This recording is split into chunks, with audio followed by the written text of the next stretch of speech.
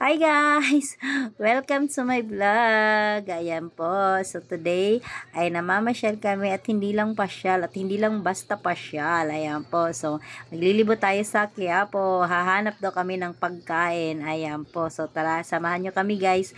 Pagkatapos namin magsimba at sasamahan ko siyang maghanap ng makakain dahil kami sa ulan. Hindi, dito daan natin doon. Doon. Ano, maliligaw tayo sa iyo. Dito tayo pumasok, papunta doon. Ika na. Saan ka ba? Inabutan na kami ng ulan. Kanina pa. Tuloy ako makablog ng maayos.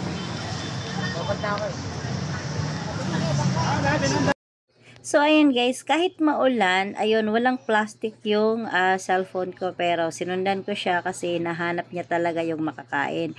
Nandito kasi yung vlog ng nakaraan na nanood ako sa FYP, nakita ko yung lechon manok na 170 with 2 rice. Kaso lang nakita ko sobrang dami ng tao, so hindi talaga kami nakakuha doon. Hindi na lang kami pumila, gawa nga ng sobrang dami ng tao. 170 plus 2 rice. Gutom na nga kami pero hindi kasi kami pwede doon gahig walang kainan doon. Hindi pwedeng kumain doon. So take out lang ata yon. So ayan, nagpatuloy kami, naghanap, inikot namin yung mga kainan dito.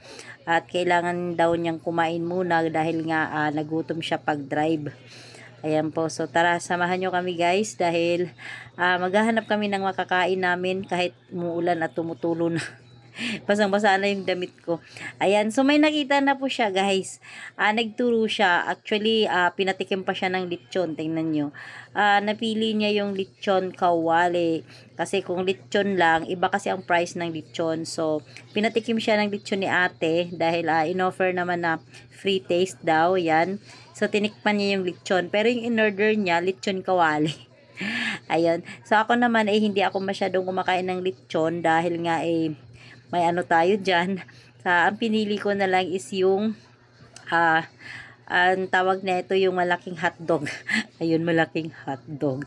Char. Ayan, so, dun ako sa pinili ko yung lechon kawali sa kanya. Ako naman so, yung Hungarian ang pinili ko as in isang chowpan with Hungarian at saka lechon kawali with chowpan. Ayan. So, yung Hungarian po 70 pesos at yung lechon kawali is 100. Sulit na siya.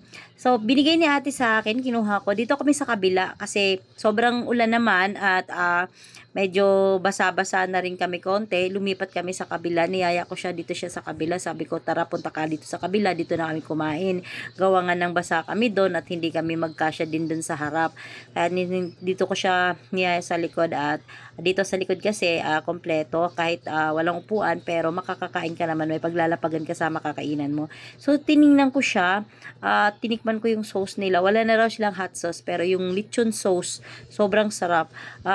Malinamnam naman siya. So, sa mga gusto pong kumain, pag pumunta ng Quiapo, try nyo po to, subukan nyo po siya. Okay naman siya. Hindi ko lang alam kung anong araw, anong oras sila. Pero, nakatikim na rin po ako. Alam ko binlog na rin po ito kasi dapat ang focus namin dun sa 170 pero gusto niya rito kasi naglechon kawali siya, tinikman niya, nasarapan siya, tapos yung sauce din po masarap. Ayun po, so ito yung pang lunch namin, hindi nga lunch kasi pang hapon na to mga 5:30 na yata to, 4:30 something ganun ng oras na to so maraming tao sa Quiapo, sobra. Hindi namin nakalain na pagpunta namin dito ay may precision pala sila, so hindi namin expect talaga. So guys, thank you for watching.